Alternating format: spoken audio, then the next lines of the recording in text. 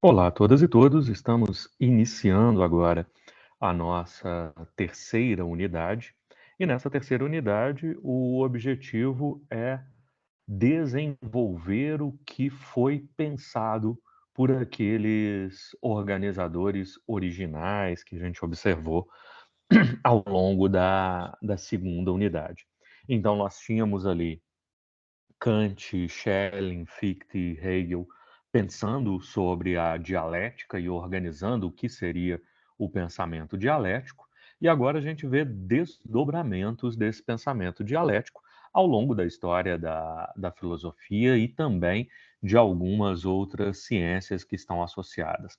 Serão autores que nós chamamos normalmente de contemporâneos, por mais que não estejam vivos no momento, mas que tem sempre algo a nos dizer diretamente em relação à sociedade em que vivemos, à sociedade em que estamos.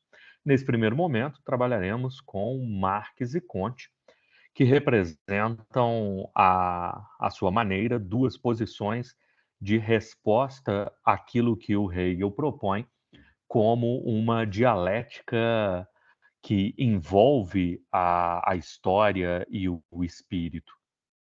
Aí teríamos Marx à esquerda hegeliana e Comte como uma direita hegeliana.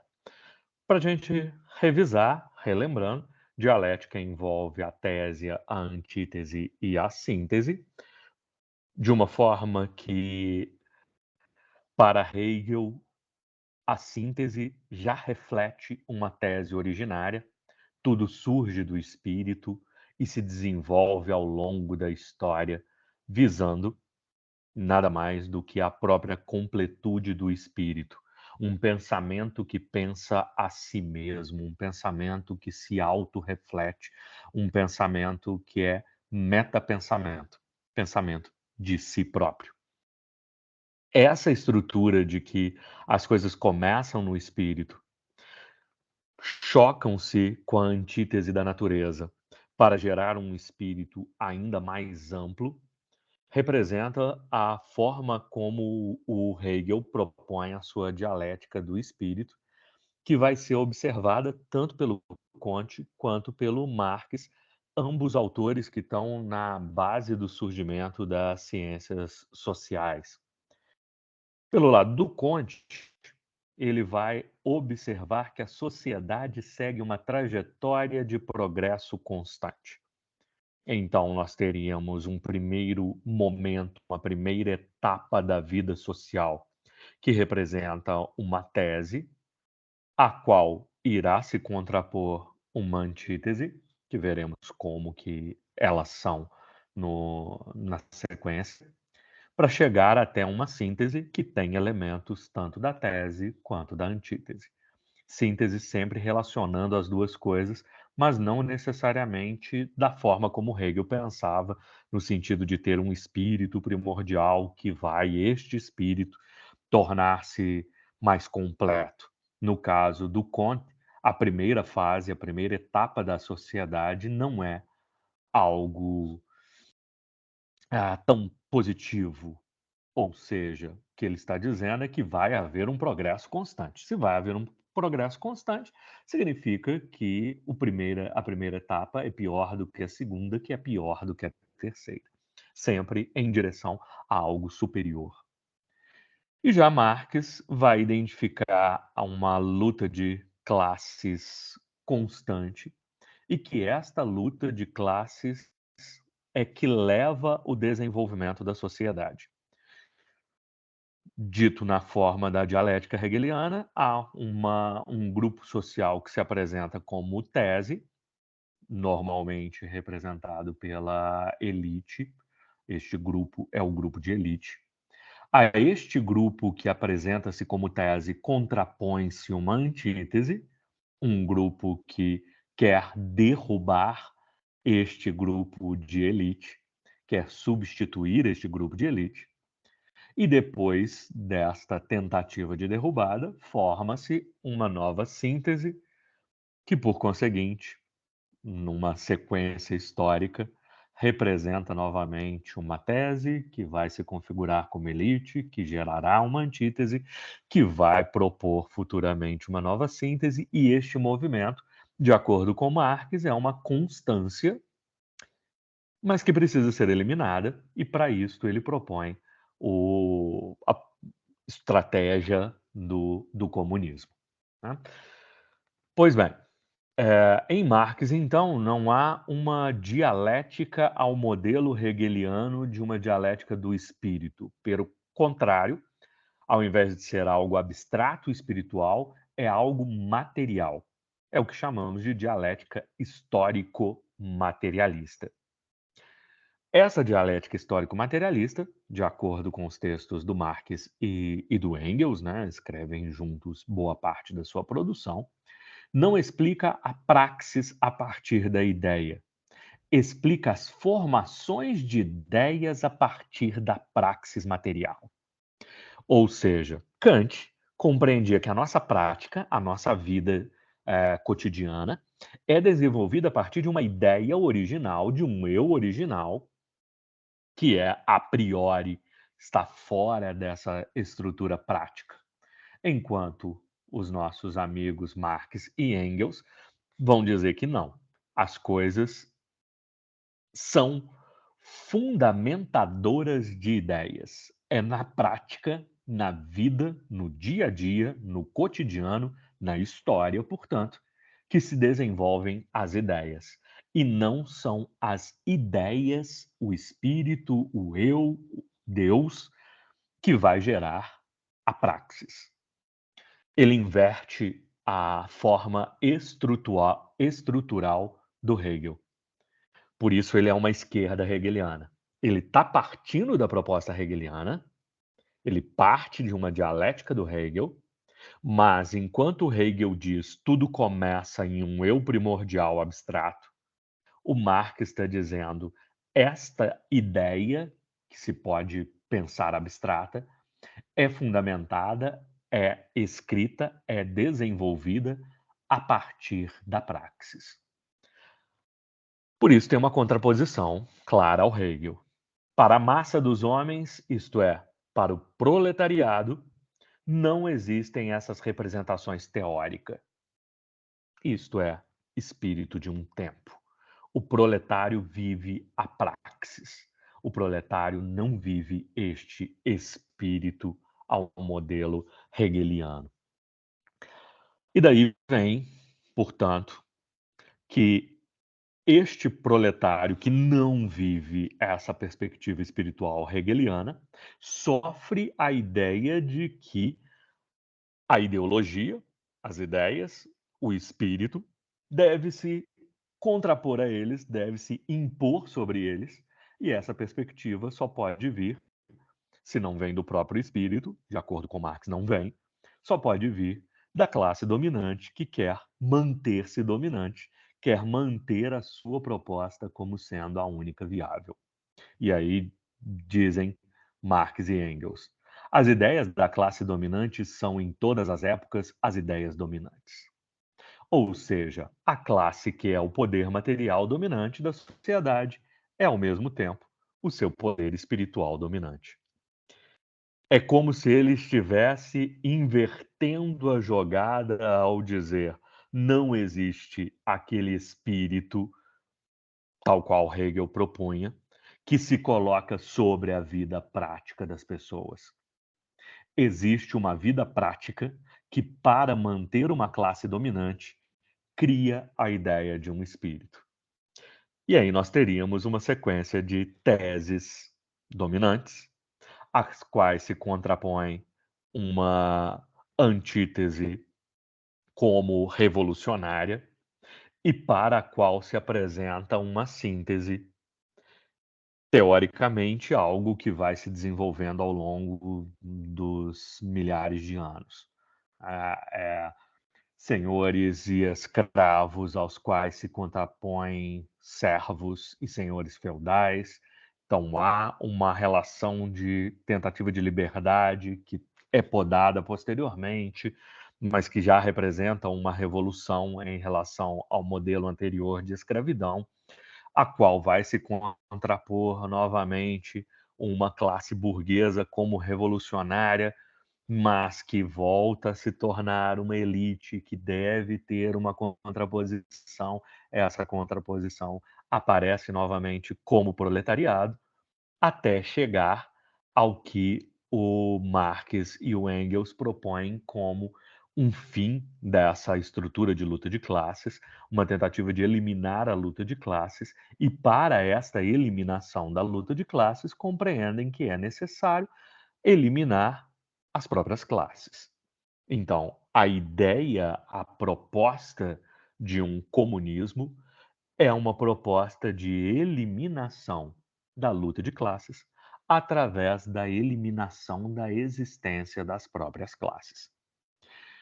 Pegando apenas esse trecho final ali, nós podemos observar que a ditadura do proletariado, que é o primeiro passo do socialismo científico, significa uma proposta anárquica de suspensão do poder, derrubada do poder, mas que deve receber uma antítese através do socialismo, em que o poder apresenta-se totalmente nas mãos do Estado, um Estado aristocrático no sentido grego da palavra, areté em grego significa virtude, então é o governo dos virtuosos, para então poder produzir uma democracia real, também no sentido grego de o povo no poder,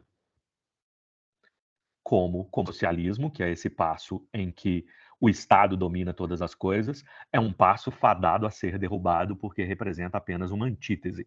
A síntese real no pensamento marxista é o comunismo. Ali, então, há uma proposta de criticar o desenvolvimento puramente espiritual do Hegel, colocá-lo dentro de uma materialidade, mas dentro de uma materialidade que visa eliminar a existência do próprio Estado, visa eliminar a existência do status quo. Já Augusto Comte, com o positivismo, tem um pensamento um tanto quanto diverso, embora também influenciado pelo Hegel, né? Assim como no pensamento originário de Hegel, pegando tese, antítese e síntese, Comte vai dizer: toda sociedade, inicialmente, começa por uma tese que é um estado teológico. O que é um estado teológico? De base religiosa. Um estado em que as verdades são colocadas de forma mítica, ou seja, o discurso se apresenta como sentimento e não como algo disponível a ser discutido de uma forma racional, de uma forma lógica. Essa primeira tese, o Comte ainda divide em 3 momentos novamente, que novamente seriam tese, antítese e síntese, em que seria o fetichismo um primeiro momento, o fetiche ou o animismo, em que as coisas possuem um ânimo e a essas coisas se direciona o interesse humano, para ter um politeísmo num segundo momento, em que ao invés de direcionar para coisas, teriam deuses que representam as coisas, ou seja, enquanto no fetichismo uma pedra pode representar a divindade, no politeísmo existiria o deus das pedras, para chegar a uma síntese em que se teria o monoteísmo como um único deus que garante todas as estruturas. Com isso, o Comte estaria dizendo que uma sociedade fetichista ou uma sociedade animista, tal qual eh, a sociedade dos aborígenes australianos, seria inferior a uma sociedade politeísta, tal qual a sociedade dos gregos, que seria inferior a uma sociedade monoteísta, assim como o cristianismo, o islamismo e judaísmo. Então, as religiões desenvolvem-se necessariamente, progressivamente, de um fetichismo para um politeísmo para chegar a um monoteísmo. Mas todas elas são inferiores à antítese social, que é o pensamento metafísico ou o pensamento filosófico, que para ele representa quando os homens começam a pensar tudo isso que discutimos até aqui na nossa disciplina de filosofia. Elementos que não são tão palpáveis, elementos que são abstratos. O que deve ser superado, portanto, por um terceiro momento, que é o positivismo, quando se pensa a ciência exata. É a ciência exata a maior evolução do ser humano. Eu travei ali para não dizer a maioridade, para não confundirmos com o Kant, apesar dos nomes serem bem parecidos também, Kant e Comte. O Conte vai dizer que esta evolução, este progresso, leva o homem a sair da religião, abandonar Deus, em nome de um ser abstrato, filosoficamente pensável, para abandonar este ser abstrato em nome da ciência exata, positivista. A partir daí, então, temos algumas leis que são leis da natureza e que garantiriam este progresso. Numa palavra, a revolução fundamental que caracteriza a virilidade de nossa inteligência consiste essencialmente em substituir em toda parte a inacessível determinação das causas, propriamente ditas, pela simples pesquisa das leis, isto é, relações constantes que existem entre os fenômenos observados.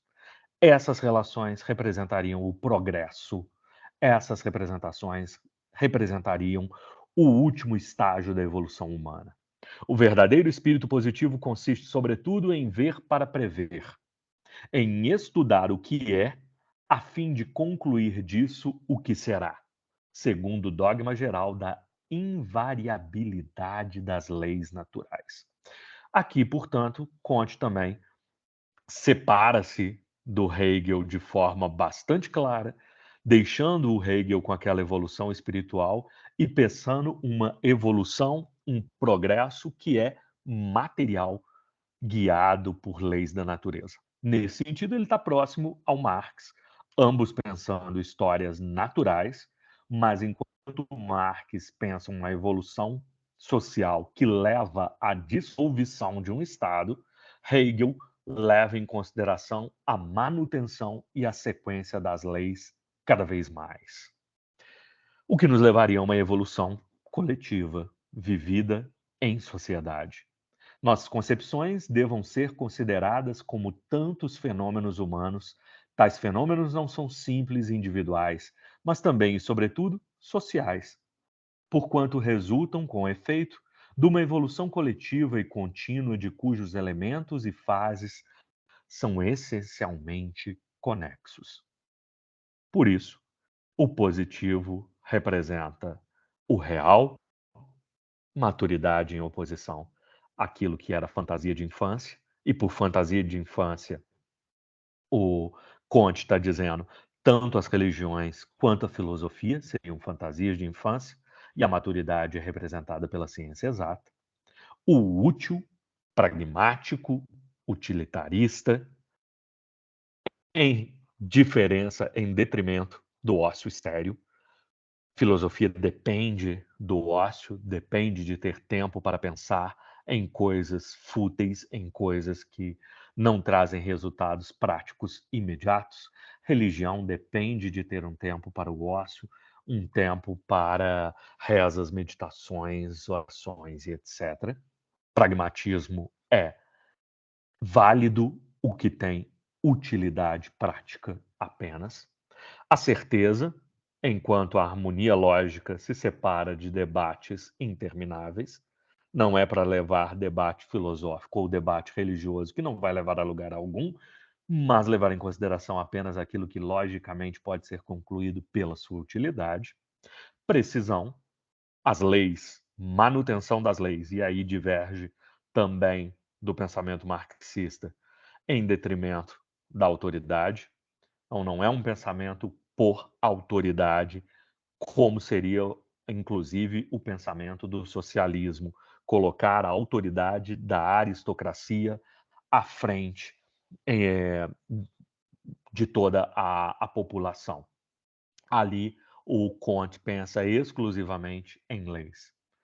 E contrário de negativo, organizar, ordem e progresso, como diz nossa bandeira, ao invés de destruir e derrubar a ordem, derrubar o que está estruturado para que uma nova estrutura consista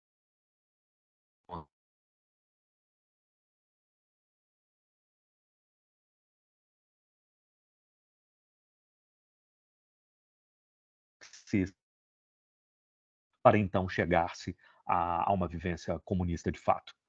Essa dissolução separa bem de um lado Comte e bem do outro lado Marx. Ambos caminhando de uma forma mais materialista em relação ao Hegel, que é a origem dessa discussão, a origem desta metodologia. Esse é o primeiro momento para que observemos como se desenvolve esse pensamento hegeliano na história da filosofia posterior. Seguiremos nos próximos encontros discutindo também outros filósofos. Obrigado pela paciência. Até o nosso próximo encontro.